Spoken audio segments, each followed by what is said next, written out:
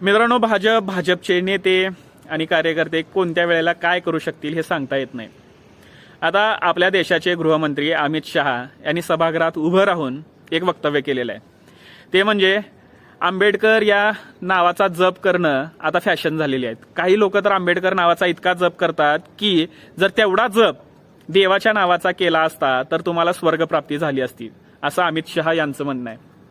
मला आता त्यांना एवढंच सांगावंसं वाटतंय की ज्या सभागृहामध्ये तुम्ही उभे आहात ते सभागृह संविधानाच्या आदेशानुसार चालतंय, संविधानावर चालतंय आणि ते संविधान डॉक्टर बाबासाहेब आंबेडकरांनी लिहिलेलं आहे.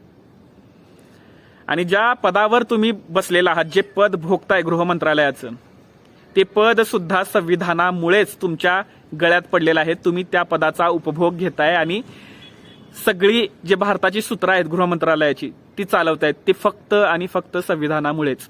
आणि काही लोक बाबासाहेब आंबेडकरांचं नाव घेत असतील तर काय चूक आहे?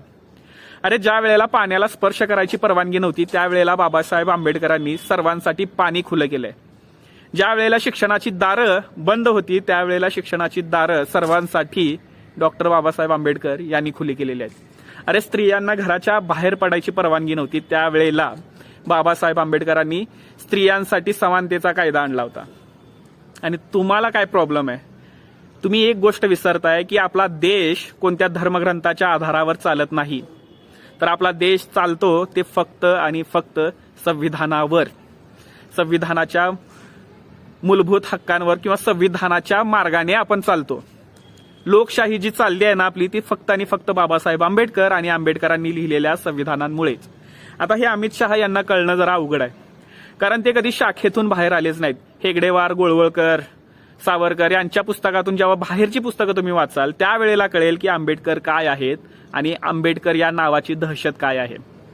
अरे, तुम्ही त्यावेळेला सुद्धा बाबासाहेब आंबेडकर या नावाला घाबरत होतात, आता सुद्धा तुम्ही आंबेडकर या नावाला घाबरता आणि पुढे सुद्धा आंबेडकर या नावाला घाबरतच राहाल.